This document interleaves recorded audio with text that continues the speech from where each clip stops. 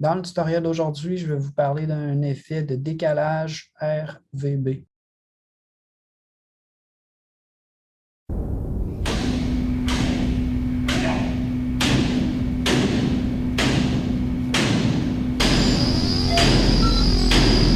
Pour les fichiers sources, ma musique, c'est sur le Free Music Archive, un groupe qui s'appelle Eaters.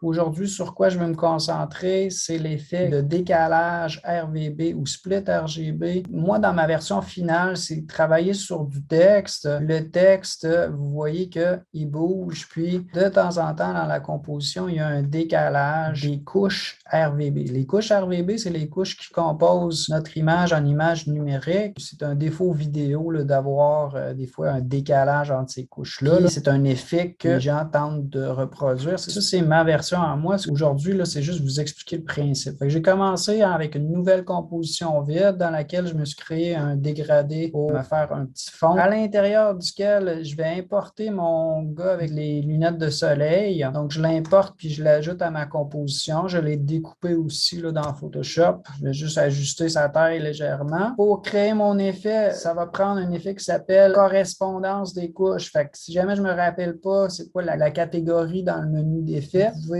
aller dans Effets et paramètres prédéfinis puis taper le nom de l'effet, CORR, correspondance des couches. Je vais mettre ça sur mon image. Puis là, l'idée, ça va être de se créer 3 calques. Et chaque calque va avoir une seule couche de couleur. Pour mon premier ici, si je regarde correspondance de couleur puis les paramètres, là, j'ai les couches rouge, vert puis bleu. Donc, on va mettre rouge, vert puis bleu, on va les mettre à off si tu veux ou à rien ou qu'est-ce qu'ils ont appelé dans le menu déroulant néant. OK? Fait que néant pour vert, néant pour bleu. Puis là, il me reste juste ma couche rouge pour ce calque-là. Je vais prendre le calque, je vais le dupliquer. Puis là, je vais faire juste la bleue. Fait que rouge, je vais le mettre à néant ou off. Je vais la mettre à bleu. Ça va être ma deuxième couche. Je clique le calque. Puis, celle qui me reste, c'est vert. Je vais mettre vert à vert, bleu à off, rouge à off. Fait que là, ça me donne rouge, vert et bleu. Bon. Maintenant, j'ai 3 calques avec une seule couche sur chaque. Dans le fond, si je veux retrouver mon image originale, il faut que je les combine ensemble, il faut que je les additionne. Pour les additionner ensemble, on va le faire avec un mode de fusion. Si jamais vous ne voyez pas votre colonne de mode de fusion, faites un clic droit dans la timeline puis allez afficher la colonne mode. Le mode de fusion qu'on va aller chercher, c'est dans la catégorie des modes pour éclaircir, puis c'est addition. Je vais additionner les couches ensemble. Donc, les deux du dessus vont s'additionner avec celles du fond, puis je retrouve mon image originale. Fait que là, je suis comme revenu à mon point de départ, sauf que ce que je peux commencer à faire, c'est créer des animations sur les différents calques. Si, par exemple, je prenais la position, dès que je décale un petit peu, vous voyez que mon effet de décalage RVB qui se passe, c'est-à-dire mes calques qui agissent comme chacune des couches de mon image. Cette animation facile peut-être que je pourrais faire, ça serait d'animer la position. Je vais juste réinitialiser la position pour recommencer à zéro. Je vais me placer au début de la composition. Je vais faire P pour afficher la position de tous mes 3 couches en même temps. On va se tasser vers la gauche pour sortir de l'écran. Je vais enregistrer ces valeurs-là dans le temps. Je vais m'avancer à 1 seconde.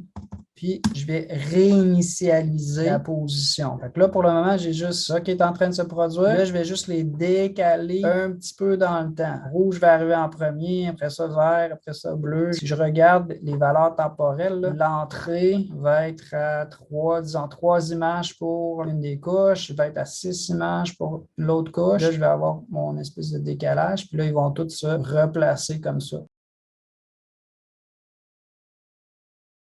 Si vous connaissez les expressions, si je sortais le point d'ancrage, je faisais Alt-clic sur le point d'ancrage, puis j'ajoutais une expression wiggle, comme vous avez vu dans un autre tutoriel. Un de mes calques qui va toujours un petit peu trembler, puis je vais avoir un effet parce que les couches ne s'alignent jamais très bien, puis j'ai tout le temps une espèce de décalage comme ça. OK, c'est peut-être un petit peu exagéré, là, puis le résultat final, c'est pas une belle vidéo, mais l'objectif, c'était juste de comprendre un petit peu comment ça marche. Ça sera à vous de voir comment vous voulez exploiter cette technique-là.